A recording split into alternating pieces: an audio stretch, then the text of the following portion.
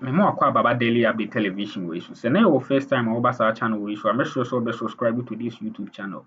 Eya to problem ku no di asem ya baba tudwa. Waka nsem afa Nana Dokuah ho. Wo say Nana Dokuah by forcefully has kept their money. Me mama asem ni bebre no me anto aso ne nkuti asem atopra broku eka kire yen. Say wo asem bi so am sure so wo de be share comment section ase. Ye beto ye bone ya kan ne ya reply am. Me da wase. Hey. Judges are there, especially Supreme Court in the idea. Okay. The patrol, I want to so papa, and I want to so bonnet. They especially. I know to remember how many. Yeah, okay. And I know to I pay the in Chiabe Mao anyway T4 any Asha for also. Michiala te phone na Akroma constituency phone na any Equapim North municipality. Just say you will run away member of parliament. Next week my Brena Yankane who answer. Nana Dokuah. Dokuah. When says you contest or Greater Accra or Kaiko enough. And because of that, no, any benefit due us since last 2 years, no fan back. So say your man a common fund. Yeah. Your man percentage of get fund. Health insurance, you know, some fan back. Tell someone demand. What will you do? And they are seeking to vote for another person. For MP. Honor Samuel Kwabana. You see the problem. I also Akroma. They found a special arrangement. It will be part of next week. My umbrella. Me educate you. No problem. Now, Ebenezer, I think right am I you. Or say that no to please tell courage until Ronaldo fans go shame out. Hello to that go. Me no be so ATM is here. Your friend no Setamukui. Okay. Or you serious scientist. Oh, okay. He works with US pharmacopoeia. Me chiane pa. Or no me train about corridors. More fire. Hello to that go. Today, FM 100.5. Yebehim near Kumunso. Okay. The court, in other words, is called the judiciary. I know to that. Shut that mouth. There 20 minutes. I know to that. When we're talking about governance, there were three arms of government. There were the executive, legislature, and the judiciary. Into your car, you see the executive is the arm of government responsible for formulation of policies and implementation. There's somebody in any decisions na yeden eba you be sure so you be bu o man. And the legislature, they say it is the arm of government responsible for making laws. Into the form embrace be gwafo de omo ya ne say omo hye embra. But you baku bi your friend the judiciary. The judiciary is the arm of government responsible for settling of disputes and interpretation of the law. It's judiciary the omo ya ne say obi ni obi ntemu wontawa omo hwe na omo di asem no ana say echinje bi eba ewo constitution ne ho a no mama ye meaning to what the constitution means and the judiciary no. So the judiciary is responsible for interpretation of the law and settling of what disputes. But Ghana Hanumuna, I know to that one thing a man for him say at any given time, you know, constitution or ma nipa yet Ghana Hanumuna or my powers power by him. Hey, my found call Article 125. Article 125 say justice emanates from the people. It's the same dinner ye ding a crown puno. If you want ye honum na echo. They say justice emanates from the people and it shall be administered on behalf of the people by the judiciary. It's a 10 year no one in Ifi. And you say ye mubi. Say omo form group be a friend of the judiciary. It's omo obey day, omo betna assembly so.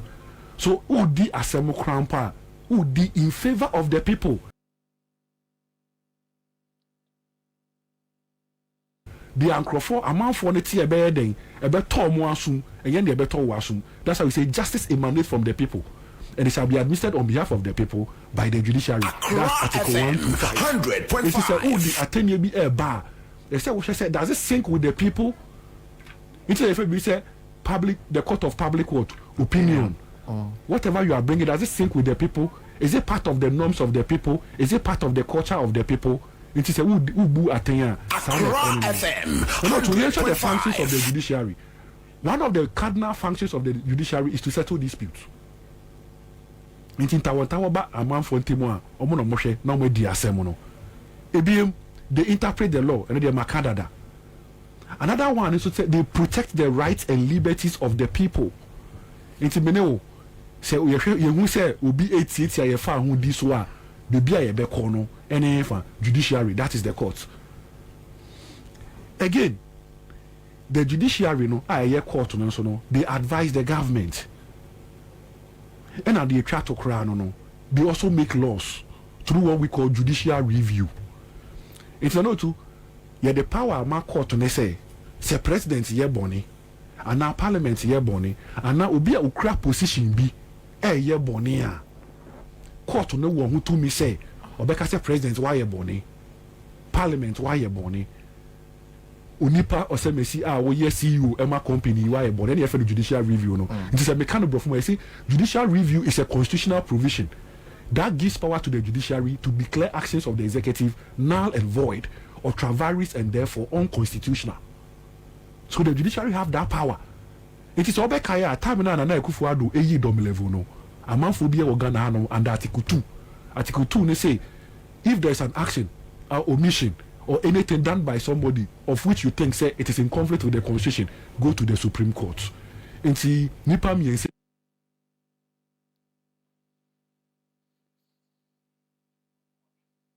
be Eddie Nana Akufo-Addo actions no echo Supreme Court say oni hu kwan say obeyi dom level. No to that point. The Akroma de kwa no court no so due to mu say Nana Akufo-Addo eni hu to me. But it was 3 years after so mo de call ye. Enti e buy no kra no dom level Nkrofo no ewini, but because of the agency ontimi ye den ontimi call back. That's why sometimes a BBC na man for tie mu say mo fan court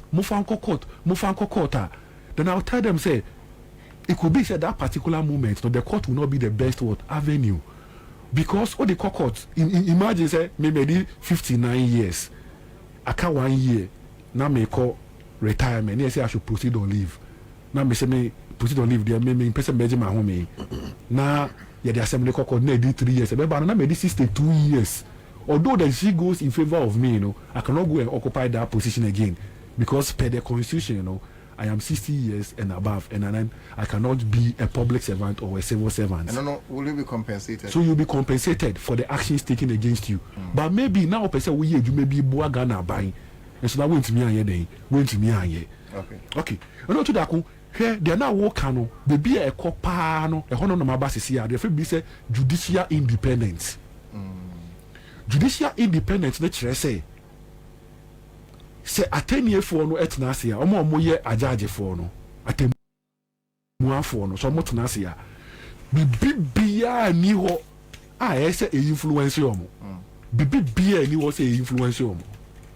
Whether we ye ne papa o, we ye ne mami o. Wuna wo appointing no, we ye ni kuno, we ye ni yuri, and yes, I would me influence obi or ye atemuafo. Any for the judicial independence. Don't see, you can't be from I say judicial independence is a principle whereby the judiciary is free from any form of external control. Okay. So what's one I would do asema and say obi bia it's because I say dia udi be decision na udi be you know. I say ko e and I say then e ko bi. It is a wo share your constitution na ye the process is be egu I say you follow and you follow so there will be judicial word independence. One and they say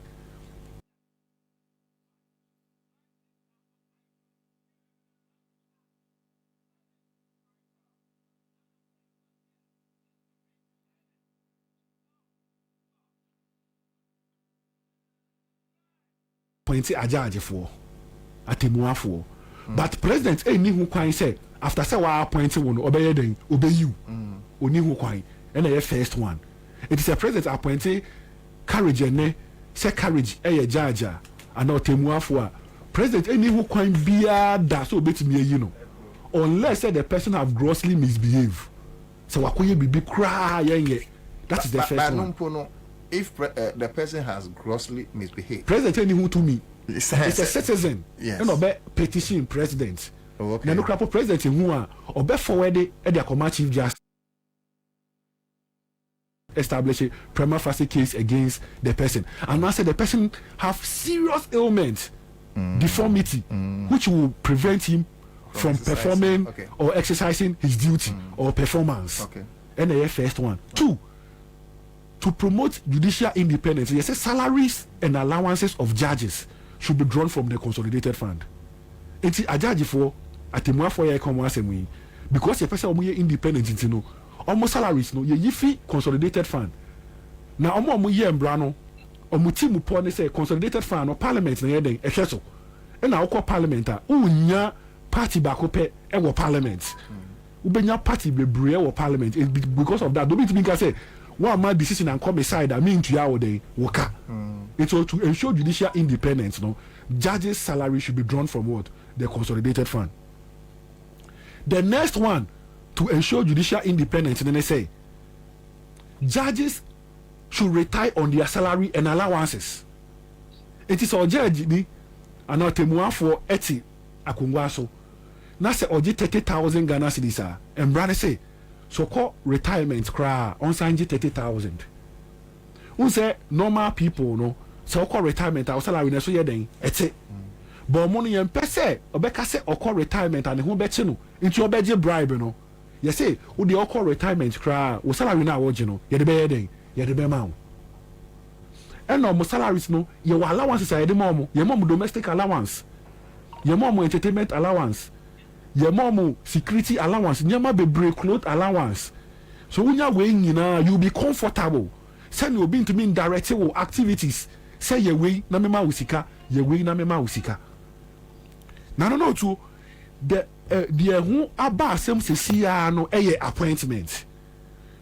Se wo hwe mbremu a ye wo principle bi e frɛ no separation of powers. Separation of powers no e kire say 3 arms of government now in the executive, the legislature, and the judiciary no should be separated in terms of function and in personnel. I say obia etene ho. It's enya members of parliament in kwa no mu ye omedwuma. I say enya judiciary reform kwa no mu ye omedwuma. And you say enya executive kwa no mu ye omedwuma. But I know to na me catch on say the judiciary is headed by the chief justice. Parliament the odiso a speaker of parliament. And the executive the odiso no so the president. Nti obia won edwuma oye den oye. But another principle also one my friend no checks and balances. And what should I say? Sa arms of government mi say ya mabobo omudi no obia en check ne yonko.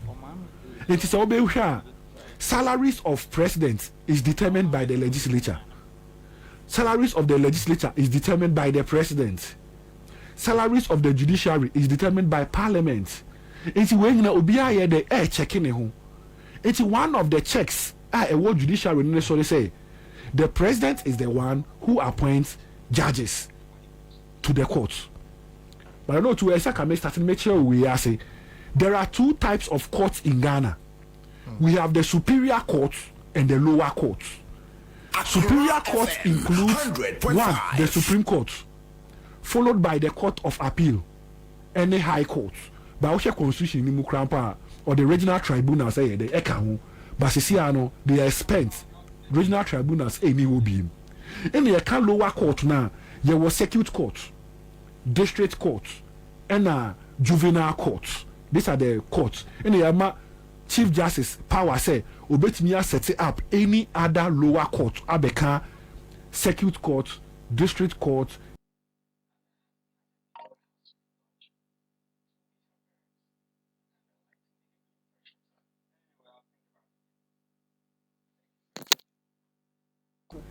The power to appoint to the superior court, that is Supreme Court, Court of Appeal, High Court, is in the hands of the president. But there are guidelines president 100.5. Although Yama no power no, you see the president no in consultation with the Judicial Council in order to be appointed judges to the Supreme Court, the Court of Appeal, and the High Court. Now the AC last week can once a me.